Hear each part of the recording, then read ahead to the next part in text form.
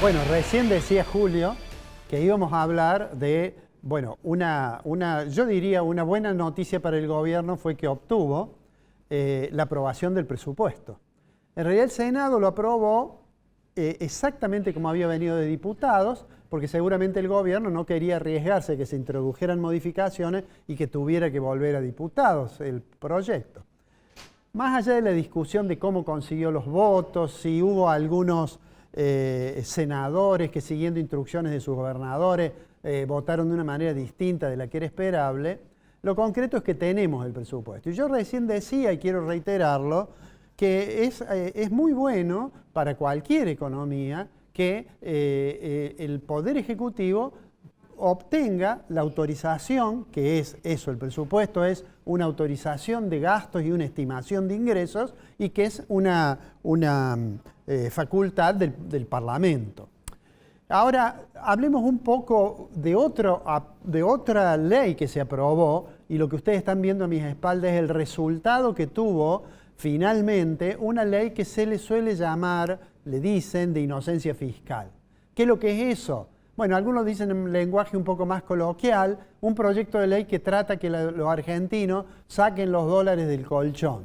¿Y por qué razón? Bueno, porque mediante esta ley en realidad lo que se hace es subir el piso para catalogar a determinado incumplimiento fiscal como un delito y quedar sujeto a la ley penal tributaria, o acortar el periodo de prescripción de una deuda, o permitir que a alguien, una vez que se le detecta una irregularidad, si dentro de los 30 días de iniciado ese proceso va y paga, queda liberado. Bueno, en síntesis, lo que está tratando de hacer el gobierno, y lo ha intentado de muchas formas, es de aumentar la incorporación de esos dólares al circuito económico.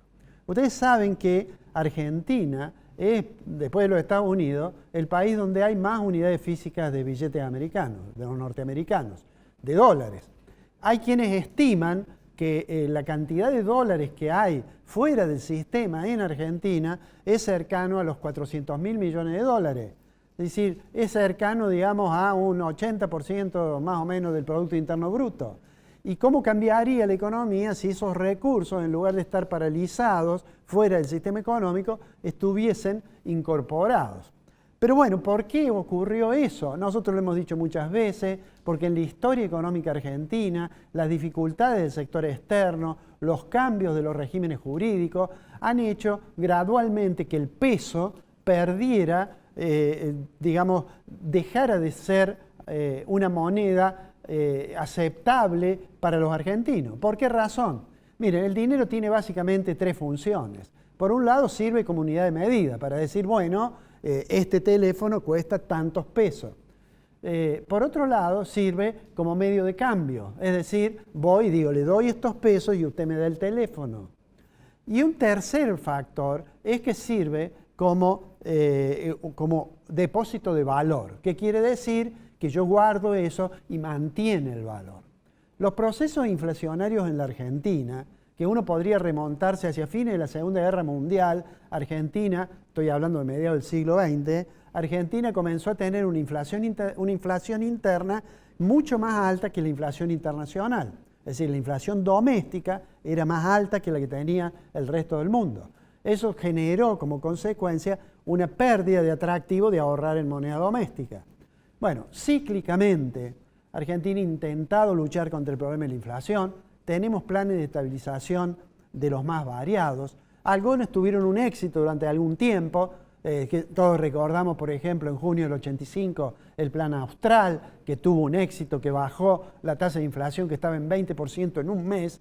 A diciembre logró que la tasa fuera 1,5%. Pero digo, recordamos todos la década de la convertibilidad, que estabilizó también la economía. En fin, hay muchos programas, incluso antes, en marzo del 67, Krier Bacena puso en marcha un plan de estabilización que logró estabilizar la economía durante un año, pero cíclicamente, digo, ha vuelto a caer. Y eso es lo que hace, en definitiva, lo que sucede es que no hay confianza en que esa función de depósito de valor la tiene el peso. No la tiene.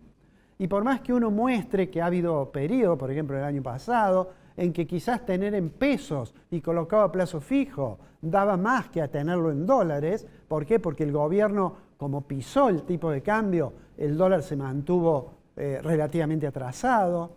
Por más que uno diga eso, la gente de todos modos dice, bueno, pero en algún momento el dólar se va a recuperar. Y este razonamiento es el que me lleva a mí a decir que más allá del optimismo, de las cosas que ha dicho el ministro Caputo, que dice, mire, vayan al banco, que no le van a pedir nada, lleven los dólares, no le tienen que preguntar nada, en realidad mi impresión personal es que no se resuelve con una ley. La recuperación de la confianza en la moneda doméstica depende de un conjunto de variables macroeconómicas que muestren que la economía ha iniciado un sendero de estabilidad y de crecimiento económico sin riesgo a futuro.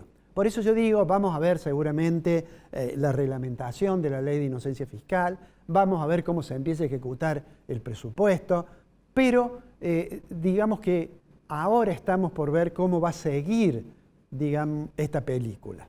Sobre el presupuesto, me gustaría sí señalar, y seguramente como vamos a seguir en enero en Secretos del Poder, vamos a volver sobre el tema, que algunos de los supuestos con que está hecho el presupuesto son, yo diría, demasiado optimistas. Demasiado optimistas, ¿por qué? Porque si yo digo que la inflación de 2026 va a ser 10%, no es fácil que me crean eso. Mi impresión personal es que el gobierno en 2026, y aquí voy a lo que creo que puede suceder el año que viene, en 2026 el gobierno va a tener que aumentar, va a tener la necesidad de profundizar el ajuste fiscal.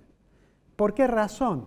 Porque está decidido a que ese esquema le va a permitir que la tasa de inflación baje. Porque la tasa de inflación, lo hemos visto en el programa, desde mayo comenzó a crecer lentamente. Y cuando tenemos 2,5% de inflación, que por supuesto es muy poco si uno lo compara con lo que fue diciembre de 2023, pero que es muy alto si uno lo compara con los patrones internacionales de inflación.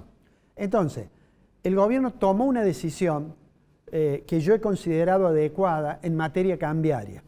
¿Por qué? Porque el gobierno decía, no está atrasado el dólar, el ministro Caputo y Santiago Bausili, que es el presidente del Banco Central que ustedes ven ahí en pantalla, decían no está atrasado el dólar. Es decir, el ministro llegó a decir, si lo ves barato, comprá, campeón, y le compraron muchísimo y tuvimos que terminar recurriendo a una ayuda, que es la ayuda de Estados Unidos, del swap de Estados Unidos, 20.000 millones de dólares.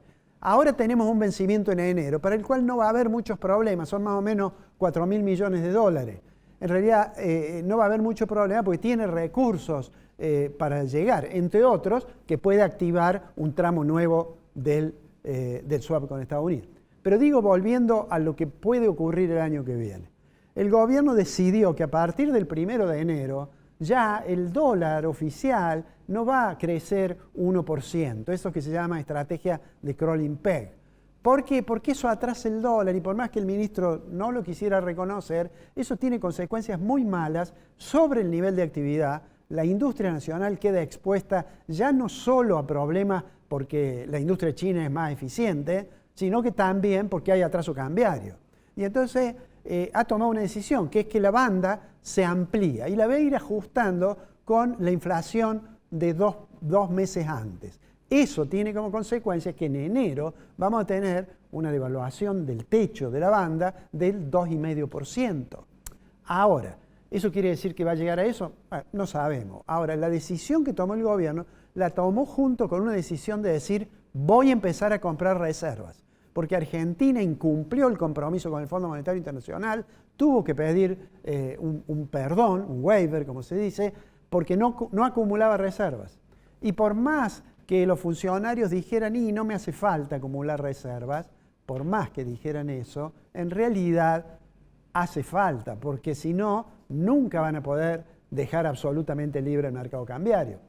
Entonces, para redondear, en el programa pasado hicimos un balance de lo que pasaba en la economía, digamos en la economía real, y que más allá de los discursos, la economía no se está recuperando en la forma en que había sugerido que iba a ocurrir el gobierno. Tenemos entonces un año próximo en el cual la estimación de crecimiento del Producto Interno Bruto que tiene el presupuesto también es muy optimista. Yo creo que por delante el nivel de actividad vamos a tener algunas actividades que se recuperan, pero con muchísima heterogeneidad. Y vamos a empezar a ver los problemas que se desprenden del hecho de que algunas industrias cesen en su actividad y que eso traiga consecuencias sobre el mercado de trabajo. Lo vamos a ver eso seguramente durante el año que viene.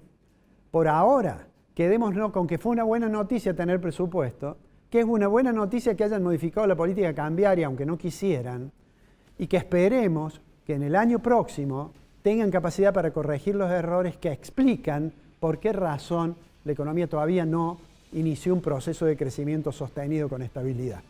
Lo veremos en el año que viene.